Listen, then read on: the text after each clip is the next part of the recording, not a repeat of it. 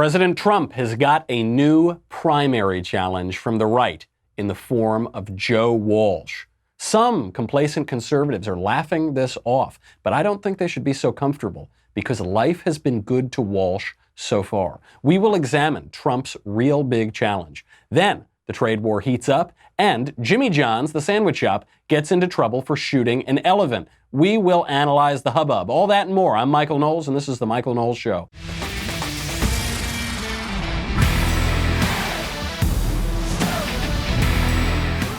Joe Walsh has announced that he will run against President Trump in 2020. Let's take a look at his big campaign announcement. I have a mansion, forget the price. Ain't never been there, they tell me it's nice. Walsh reportedly went on to boast, quote, "I live in hotels, tear out the walls. I have accountants, pay for it all.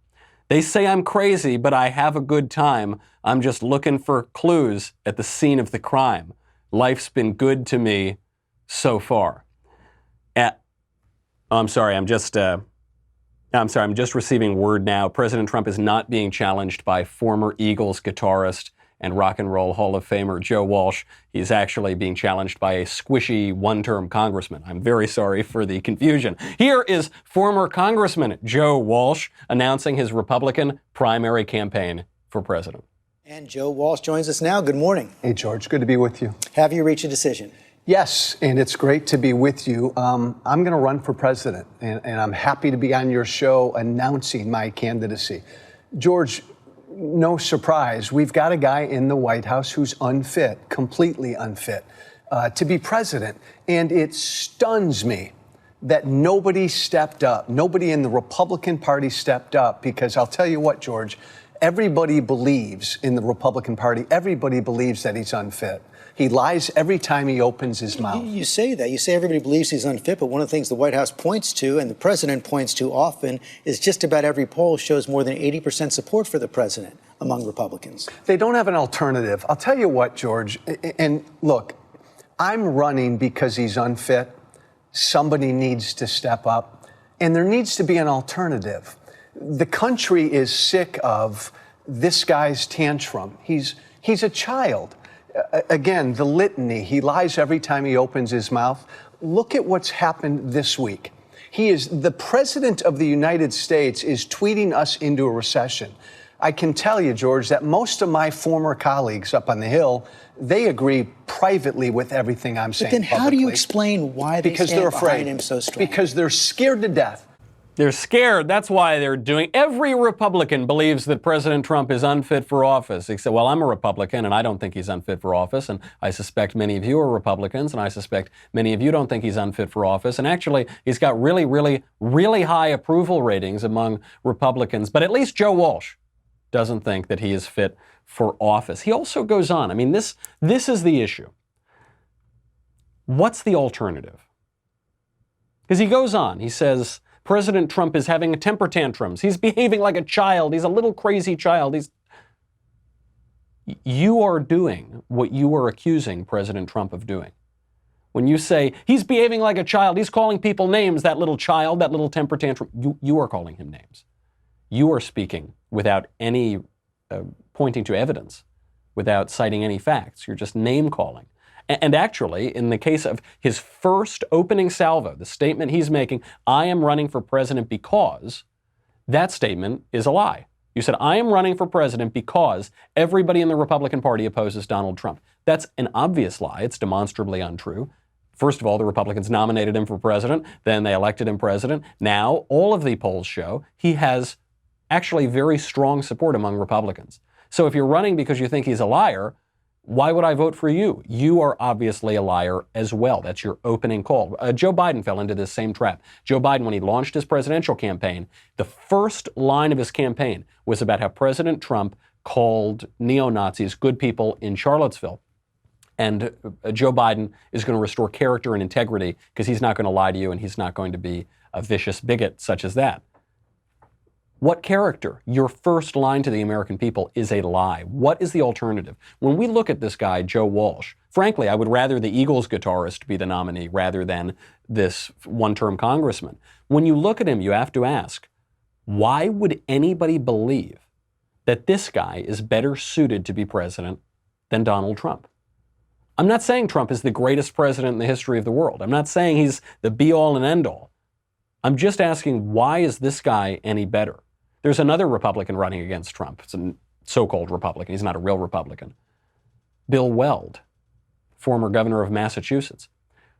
Even if you don't like Trump, even if you think he's a bad president, why would anybody believe that Bill Weld is a better candidate or Joe Walsh is a better candidate? By what measure can we say this is a better option than President Trump? I mean, there are at least 3 categories, I think, and on every one, Trump beats the other guys. We'll get to that in a second, but first, I've got to thank our friends over at Wise Foods. Listen, I'm not a very responsible guy, okay? I don't turn my script in until the very last moment. I'm furiously writing my show up until the cameras go on, okay? I barely get any sleep. I go out every night on school nights. I'm irresponsible. Except I can have peace of mind because of Wise Foods. Wise Company takes an innovative approach in providing dependable, simple, affordable, freeze-dried food for emergency preparedness and outdoor use. Because at least on the extremes, I want to be responsible. I live in Southern California. We have earthquakes here, I think, every 7 seconds. And so you want to be prepared for when the big one hits. When government resources are strained, it can be days, if not weeks, before you can get to fresh food and water. You cannot rely on someone else. You can't rely on the government. You have to rely on yourself. And if you're like me, you probably wouldn't take much care for yourself in these situations, but you've got to protect your most valuable resource, which is your family. My wife, sweet little Elisa, is going to be very, very angry if the big one hits and we are not prepared. You can't know what tomorrow may bring, but you can have peace of mind knowing that you will be ready for it. Don't put yourself in a situation where you need something that you don't have. Get prepared today. You get it and you put it out of mind. It's that simple. Of all the things you got hanging over your head, all the things you're putting off and procrastinating, get prepared today. Put it to the side. You don't have to think about it again. This week, my listeners can get any Wise emergency or outdoor food product at an extra 25% off the lowest marked price at wisefoodstorage.com when you enter Knowles, Knowles, at checkout or by calling 855-453-2945. Plus, shipping is free. Wise has a 90-day, no questions asked return policy. So I guess if the big one hits in 90 days and you don't need it, you can return it, but you're not going to want to return it. There's no risk in taking the initiative to get yourself and your family more prepared today. Do it. It is peace of mind, and it's peace of mind at an incredibly good value with really good supplies. WiseFoodStorage.com. Promo code Knowles, Knowles. Get any Wise emergency or outdoor food at an extra 25% off and free shipping. Go do it. All of these guys who say that Trump is unprecedented, he's the worst, by what measure? By what measure are we talking about that? You know, if you look at the economy, President Trump's been president for 2.5 years now? The economy's been great. The economy has been much better than the previous 8 years. What is Joe Walsh's record on the economy?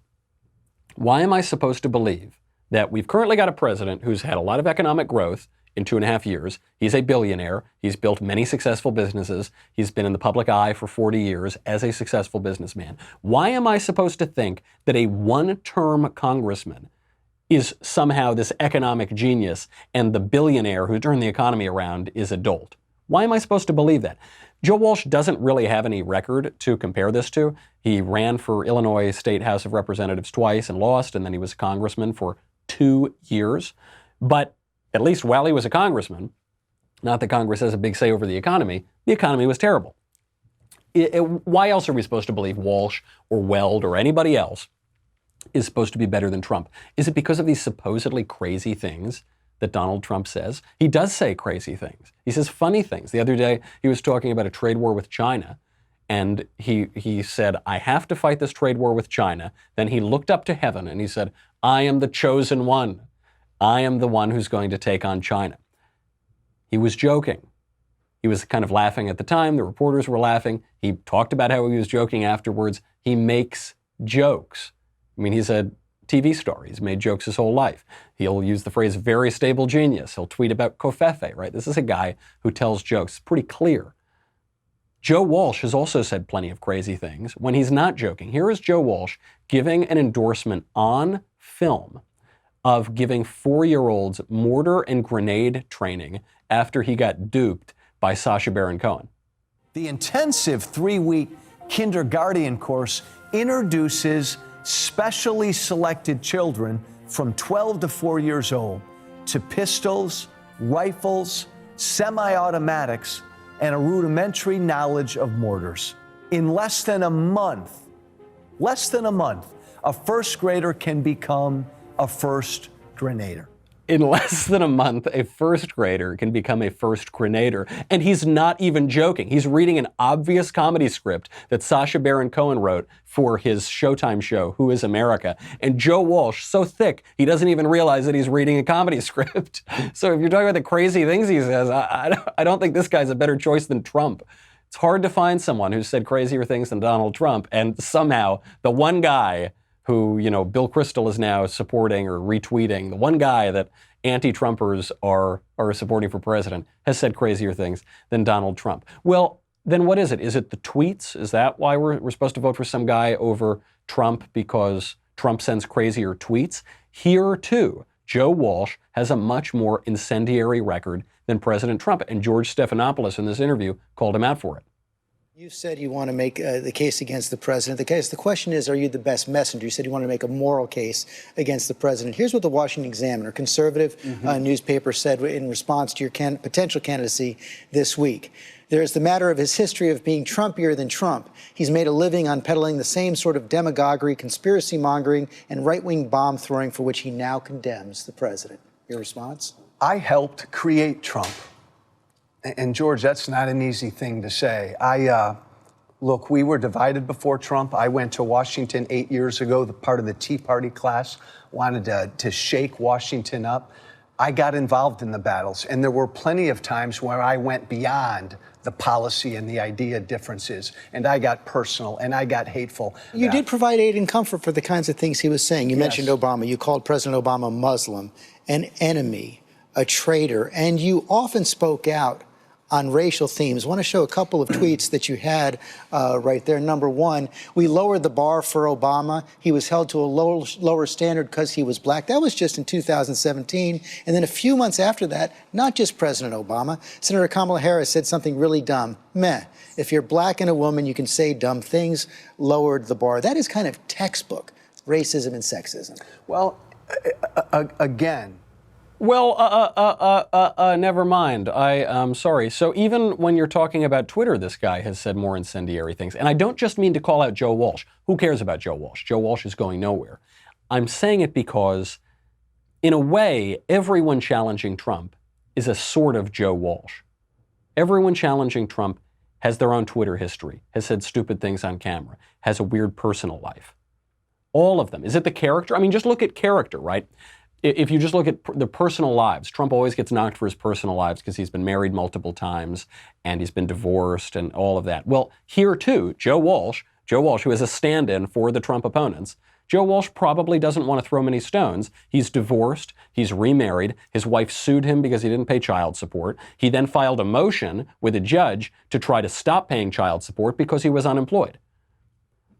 That is the guy you say, I have this, Trump has a terrible character and I have sterling character, even though I've done exactly the same things, I've said the same things, I've tweeted the same things, and I helped create Donald Trump. Therefore, vote for me because Trump is bad. And it's not just Joe Walsh. We all created Donald Trump. Trump is us. Trump is America. P.J. O'Rourke, the conservative satirist, when Trump was running, he had a great article. I'm going to paraphrase the headline because I don't quite remember it, but it was something to the effect of ugly hair, garish tastes, Donald Trump is America. He is, and in a representative government, in a republic such as ours, the guy who's in office reflects the country. He is us. Look, a lot of people in this country get divorced and remarried. A lot of people in this country say a lot of things on the internet. A lot of people in this country make jokes. A lot of people in this country are egotistical. That's He is us, right? He is us, and he is certainly Joe Walsh. Walsh is trying to spin the revelation of all of these things about himself as courage. He says this is why other people won't run against President Trump. There is a kind of courage involved here, but it's not the kind Walsh is talking about. We'll get to that in a second. But first, I've got to thank our friends over at ExpressVPN. You probably can't trust certain elements in Silicon Valley, if you know what I mean, to treat conservatives fairly. I'm not going to name out any companies here, but I think we all know what we're talking about. You're probably watching this show on one of those platforms right now, unless the show gets kicked off, which it regularly does. How can you trust those companies to handle your privacy and personal online data? This is why I recommend ExpressVPN every time you go online. Big tech companies can use your IP address to match your internet activity to your identity or your location. If you are listening to this show, you probably tune into some pretty weird stuff on the internet.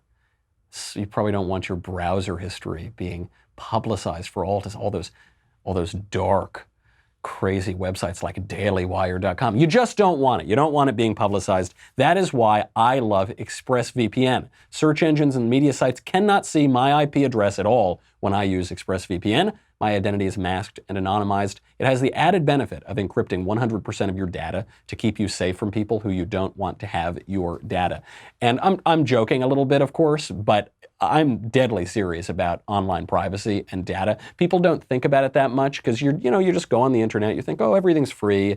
I just use all these services for free. Nothing's free. Ain't no such thing as a free lunch. The cost is your data, and you don't want your data in the wrong hands. Seriously, you can protect your data today for a very, very, very low price, less than 1 or 2 cups of coffee a month. But you got to do it. You just do it. You flip it on and you don't think about it again. Protect your online activity today with the VPN that I trust to keep my data safe. ExpressVPN.com/Michael, M-I-C-H-A-E-L. Claim an exclusive offer for my listeners. ExpressVPN.com/Michael, M-I-C-H-A-E-L. 3 months free with a 1-year package. ExpressVPN.com/Michael to get started. Here is how Walsh as himself and as the stand-in for all the anti-Trump forces, tries to spin why his bad character is good, but Trump's bad character is bad, and why he, who's accomplished basically nothing in his life, is going to save the country, and Trump, who's accomplished a lot in his life, is going to destroy the country. Here's his spin. Look, George, this isn't easy to do. I just sat down with you and said, I'm going to run for president. I'm going to challenge this guy. I'm opening up my life to tweets and attacks. Everything I've said and tweeted now, Trump's going to go after, and his bullies are going to go after. You ready for it? Yes, I'm ready for it. Right. There is courage involved in running for office. There actually is. You open yourself up to all these attacks. But Trump has already demonstrated that, right? It's kind of a wash. It's easy to preen from the sidelines, but when you actually compare yourself, it's a little bit tougher. You might find out, like Joe Walsh, you're not that much more virtuous than Donald Trump. You're not anywhere near as impressive as Donald Trump. You might find out that the narrative that Trump is the worst guy in the world is maybe just that. It might just be a contrived narrative. And Walsh is not the only one who's doing this kind of stuff. Trump is also being challenged in hysterical terms from everyone from the far right to the far left and the center right and the center left. Here is Bret Stephens speaking on Meet the Press in even more hyperbolic terms than Joe Walsh. The real issue for Republicans is simply to call out the fact that the president does not stand in any way for the traditional conservative economic principles that have defined the party for the better part of the last 70 years. So what he just said is not true. It's a misconception. I'm not saying he's lying, but he's getting it wrong. Stephens is making this economic argument that Donald Trump is totally reversing conservative and Republican economic policies of the last 70 years. You hear this a lot from libertarians. Trump is not a true conservative, capital T, capital C, trademark over the E, because he's questioning unfettered global free trade. Is this really the test of a conservative? Are you serious? Maybe it is the test of a conservative, but it's probably not in the direction that Bret Stephens and the libertarians want it to be in. The historical record is pretty clear. The GOP was founded as a protectionist party. It was founded in large part to oppose unfettered global free trade. Abraham Lincoln, the founding president of the Republican Party, said, quote, "Give me a tariff, I'll give you the best nation on earth." By the way, I'm not making an argument against free trade right now. I'm not making an argument for tariffs.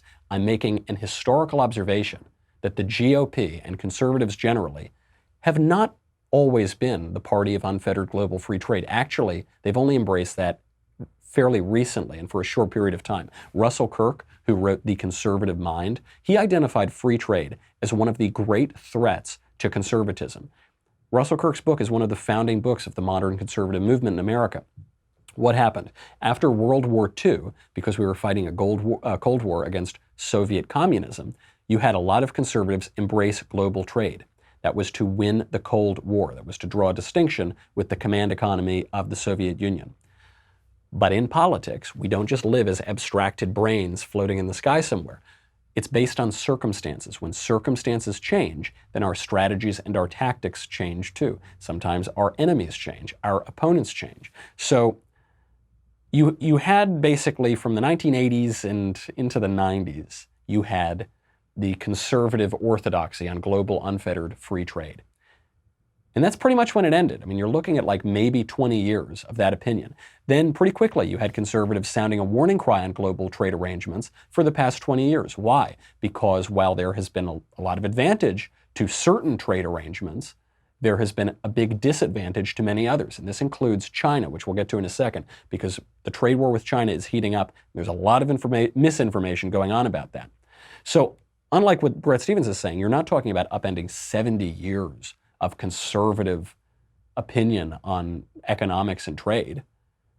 You're talking about maybe upsetting 15 or 20 years. And by the way, Trump isn't even doing that. I think he still holds the general conservative ideas, lower taxes, lower regulation, help out the economy. Economic growth is a pillar of conservative thought. Trump has repeatedly said he wants no tariffs. He wants zero tariffs. So he's not even upending what Bret Stephens is saying, just totally untrue. But the arguments against Trump that are going on right now on the left and the right are not about facts. They're about insinuation. Right? They'll say, okay, well, I've seen the tape. Maybe he's not a racist. But secretly, I think he is. He's said that he hates racism. He condemns it repeatedly. But secretly, I think maybe he is a racist. Maybe Trump hasn't caused World War III. But secretly in my telepathic plane that I have with President Trump, secretly he wants to. Maybe Trump isn't selling out conservative principles. Maybe I'm misrepresenting conservative history and principles. But secretly though, he wants to. And then you have Bret Stephens go for the jugular on the hyperbole. Never mind the economic principles, broader principles of character. I mean, what we saw over the last few days is a president who is either mentally unwell or morally unfit. Maybe both. I don't know. But it's important to simply call these things as we see them. You have behavior that is unprecedented in any kind of presidential history in the United States or frankly elsewhere. Unprecedented behavior, immoral, unfit. You notice he can't name any of the behavior. He just says it. It's just insinuation. That's what the critics do. He can't name the behavior. What behavior is unprecedented? That he says outrageous things? I think that's what it comes down to. That he says outrageous things. Just a quick trip down memory lane. The Bush administration criticized its opponents for living in the, quote, reality-based community. That's an actual quote. This was a big moment in the Bush administration because the critics said, hold on, you guys are living in such a fantasy land, you're criticizing us for living in the reality-based community. The point they were trying to make in the Bush administration was that the U.S. actually has so much influence that they can change the nature of reality. Whether or not that was borne out is a matter for another time. But it's a pretty outrageous thing. Ronald Reagan on the radio one time declared the Soviet Union illegal and said the bombs would drop in 5 minutes. Pretty outrageous thing to say. Soviet Union went on high alert. We almost had nuclear war because of it.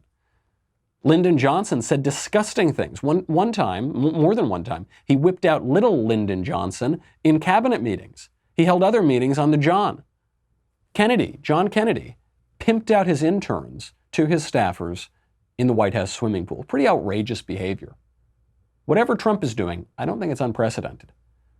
Don't forget what 3 presidents ago, not Obama, not Bush, but Clinton, don't forget what he was doing in the Oval Office. Unprecedented.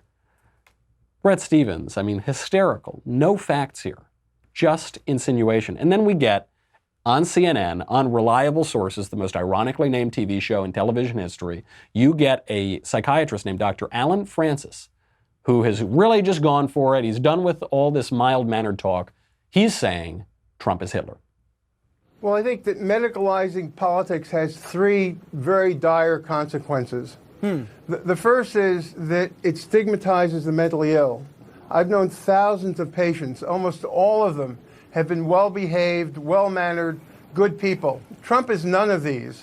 Lumping the mentally ill with Trump is a terrible insult to the mentally ill, and they have enough problems and stigma as it is.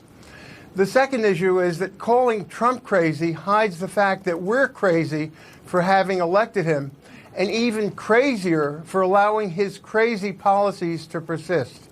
Trump is as destructive a person in this century as Hitler, Stalin, and Mao were in the last century. He may be responsible for many more million deaths than they were. He needs to be contained, but he needs to be contained by attacking his policies, not his person. And there you have Brian Stelter looking really, really serious while he's making this crazy point. Obviously, the political point he's making is very stupid, but the meta-political point that he's making, the point about how we talk about politics, is actually a good point. And this is what it comes down to. This is what the big challenge for Trump comes down to. What this psychiatrist, this lunatic, is saying on TV is that we shouldn't just bring on TV psychiatrists and have them diagnose Trump with some medical condition based on nothing, which is dangerous, and it makes psychiatrists look like even more of quacks than they already look like, and it undermines the purpose of representative government, where we debate things in the public square. Francis is right on this point. If people want to take down Trump, they should try to do it by attacking what he's done, not by attacking his person or his psyche. This is President Trump's big challenge. He has to convince people. His big challenge isn't Joe Walsh. His big challenge isn't Bret Stephens. His big challenge isn't some TV psychiatrist. His big challenge is he has to convince people that he's the normal one and that his opponents are the crazy ones. He's got to convince people that he gets America, he gets what America wants, he's delivered on a good number of his promises, he's got the right priorities, he's turning the country in the right direction. And what the media are going to try to do, and the left generally, is they're going to try to pretend that they're the normal ones and he's the crazy one. He's a bigot, he's a sociopath, he's all of that. That's how they always defeat Republicans. They convince people that Republicans are hateful and terrible. Trump breaks through that because he's a celebrity. Now he's got to use that celebrity to show that he's a very stable genius, as he said before. That's how you use chaos. You know, if the narrative is that he's undisciplined, he's a reckless child, he's impetuous, that's what some of the anti-Trump right and the left says. He's got to show he's stable, he's normal, his opponents are crazy, he's done a good job, and he's getting a lot of help showing that from Democrats. He's got to keep up that challenge. Be the very stable genius and forget about all these nothings, all these little footnotes on history. They're not even footnotes on history. He's getting a lot of help from Democrats like Joe Biden, who's showing that he's the stable one. He's getting a lot of help from people leaking to the press. There was a report out that Trump wants to nuke hurricanes. I'll examine what I think that's really about, because I think it's actually not a good idea, but it's a good idea to tell the press that. Then trade war with China heating up, and we got to get to Jimmy John's. There's a lot more to get to, but you've got to go to dailywire.com. Tune in tomorrow, 7 p.m. Eastern, 4 p.m. Pacific, for our latest episode of The Conversation. Do you know who it's going to have on it? Not Ben, not Drew, not Walsh, just me, little old me. I will be answering your questions live on air. My answers are sure to dazzle you.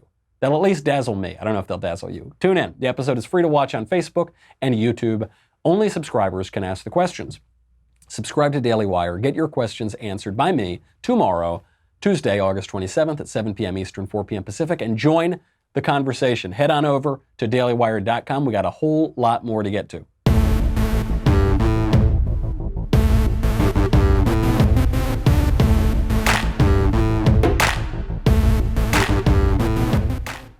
Trump's getting a lot of help showing that he's the normal one from Democrats, including the leading Democrat of 2020, Joe Biden, because Joe Biden is showing that he's senile. I don't mean that to throw bombs. I just mean the guy is losing it. Here is Joe Biden over the weekend in New Hampshire, explaining, of course, how happy he is to be in Vermont.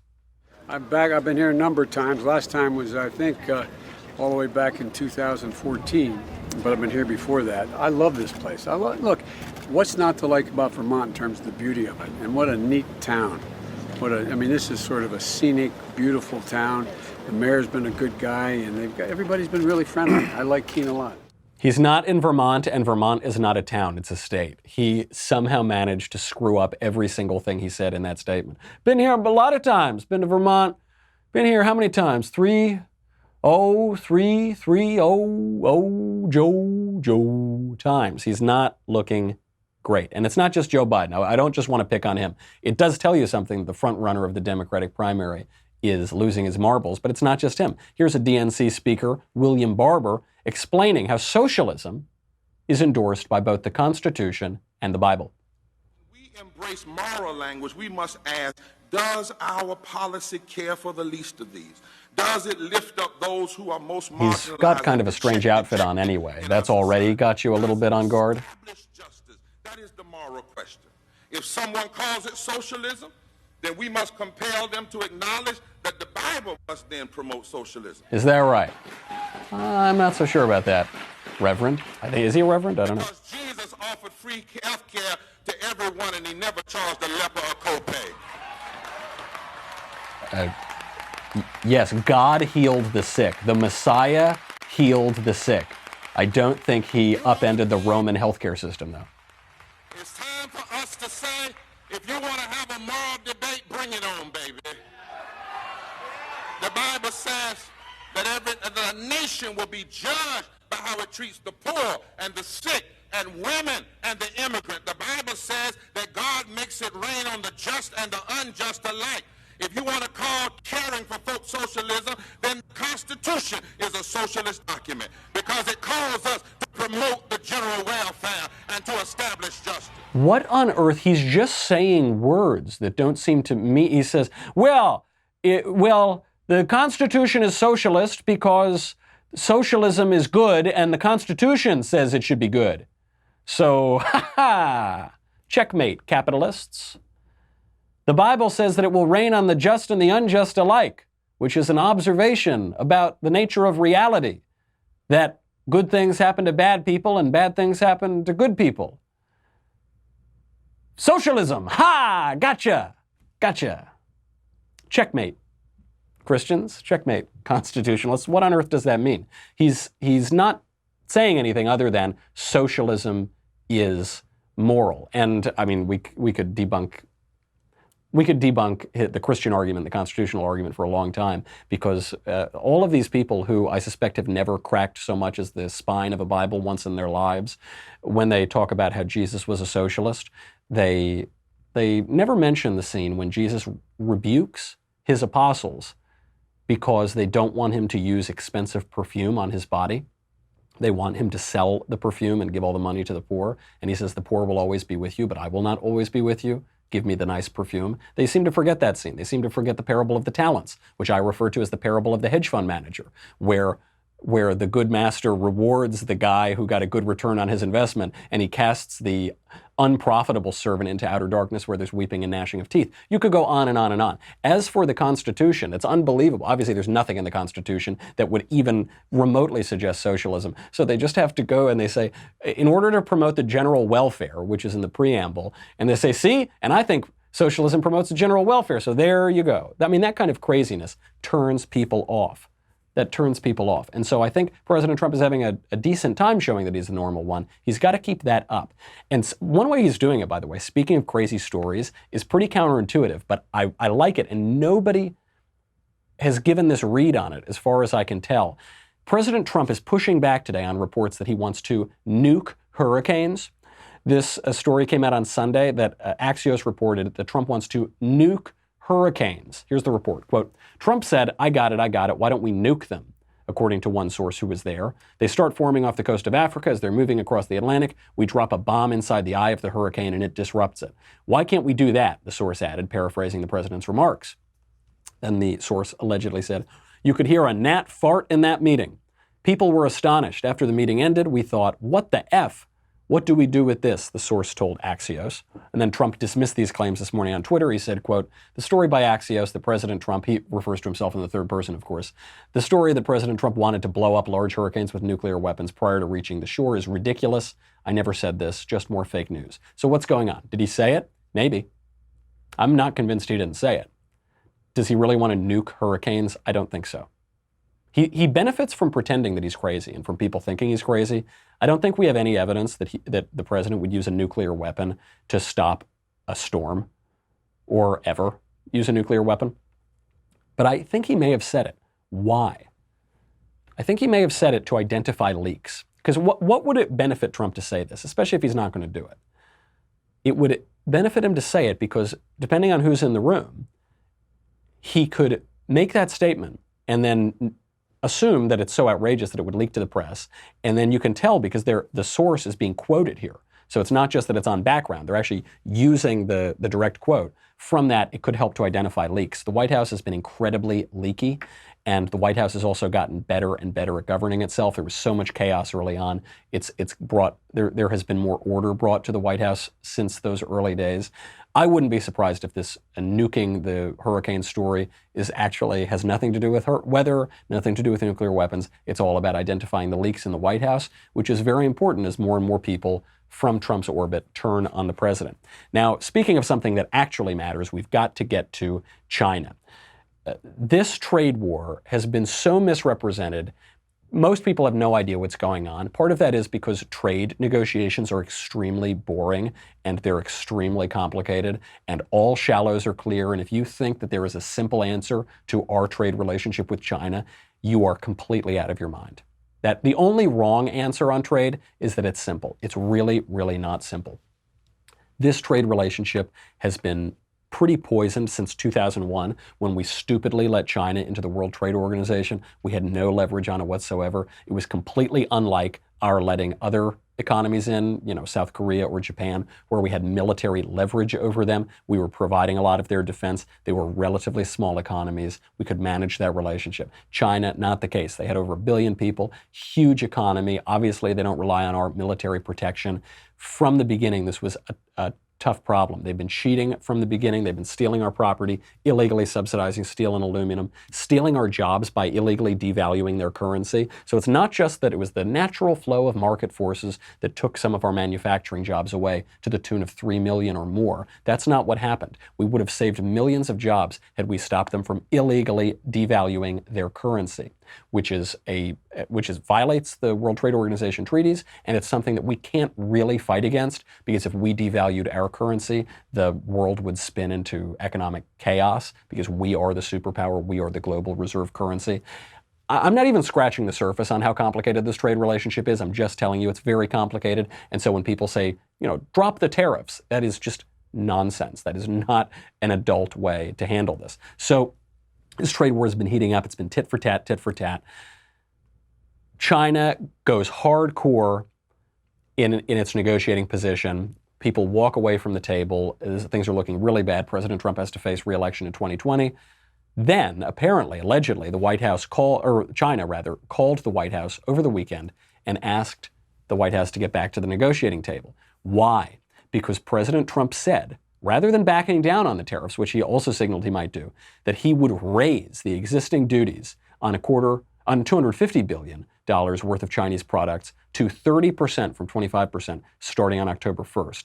He also said that tariffs on another $300 billion of Chinese goods would take effect on September 1st, and they would now be 15% instead of 10%. So he just, at the moment when it seems like he's going to back down because it's hurting his own base, it's going to hurt him in re-election, he says, nope, I'm going all the way, baby. I'm turning the Covfefe up to 11. Guess what happened? The Chinese yuan fell to an 11-year low against the dollar. And China, it looked like the U.S. was going to blink. Now it looks like the U.S. isn't going to blink. China perhaps is blinking. This is a huge win for the United States. It doesn't solve the problem. It's not even close to solving the problem. It just shows that we're moving in the right direction. And the left is furious about that. Here is the CNBC headline. This is the CNBC headline reporting on this latest turn. Chinese newspaper editor debunks Trump's trade war claims, says China didn't change its position. Oh, okay.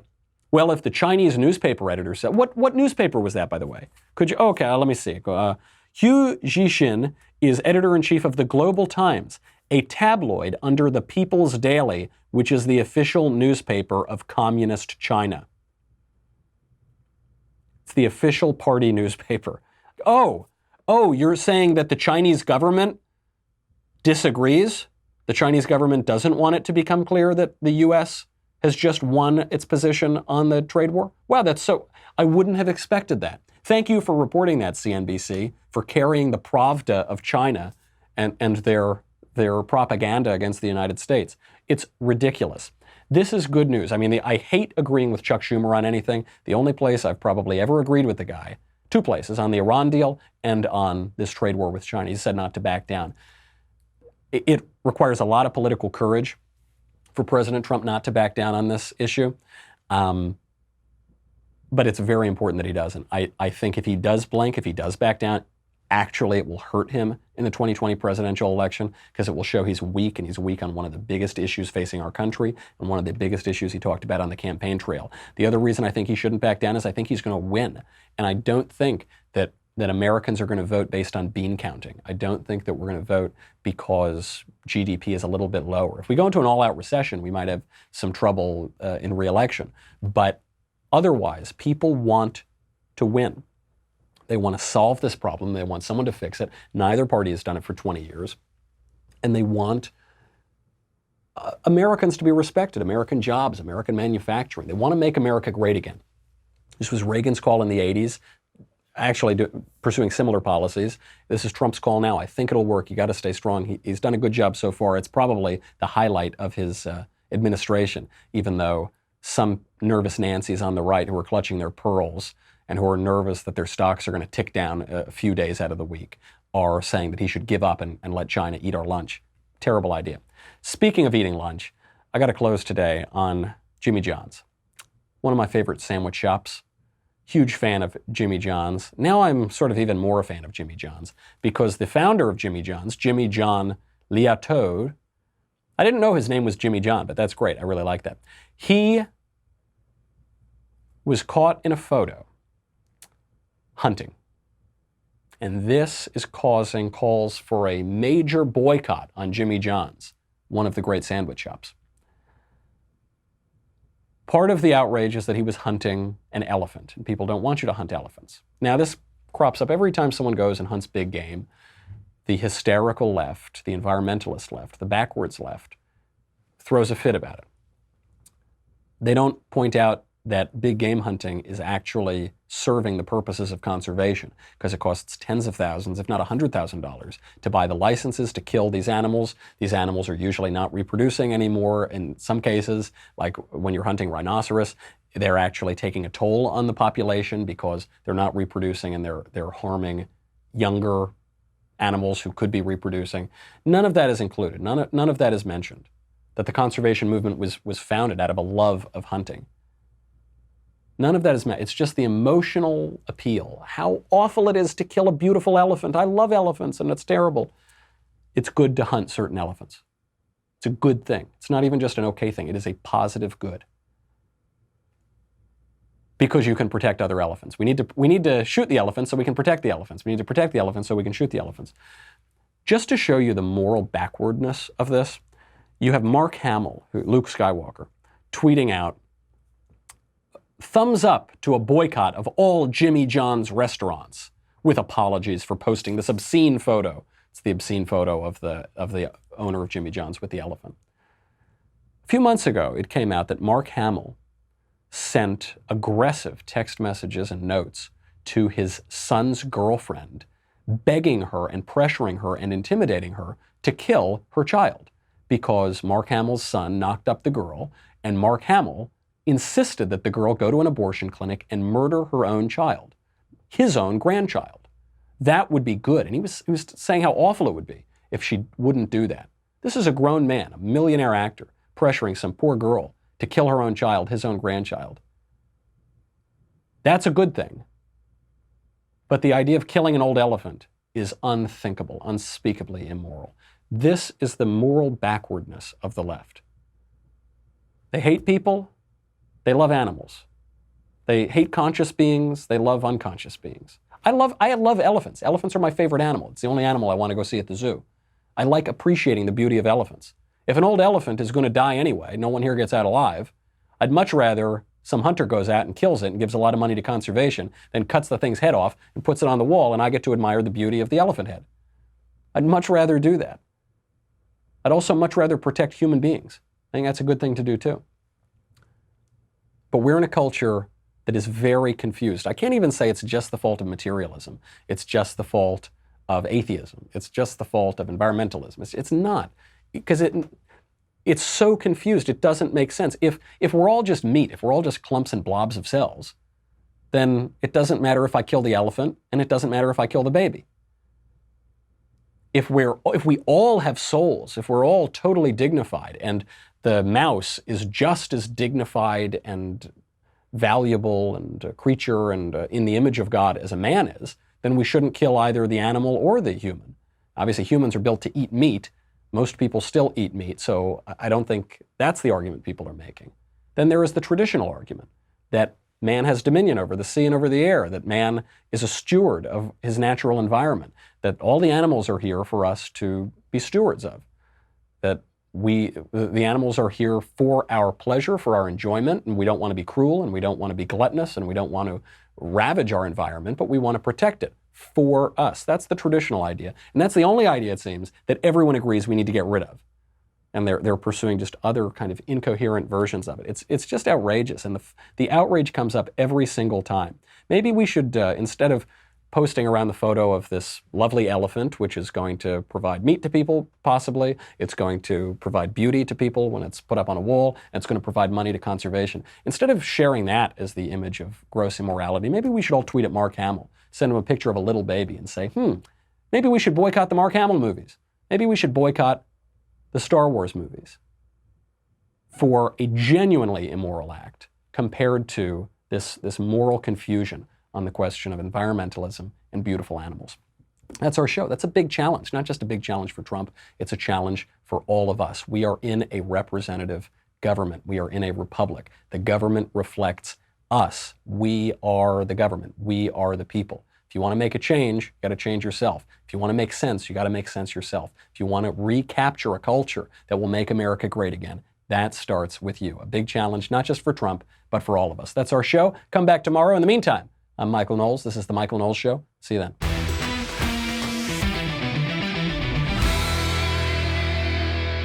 The Michael Knowles Show is produced by Rebecca Dobkowitz, director Mike Joyner, executive producer Jeremy Boring. Our senior producer is Jonathan Hay, supervising producer Mathis Glover, technical producer Austin Stevens, editor Danny D'Amico. Our audio mixer is Mike Coromina. Hair and makeup by Jesua Olvera.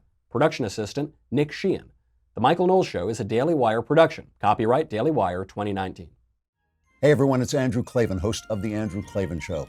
The left is unhappy because conservatives are using the same nasty techniques against them that they always use against us. Sad panda. They can dish it out, but they can't take it. So we'll mock them cruelly on The Andrew Klavan Show.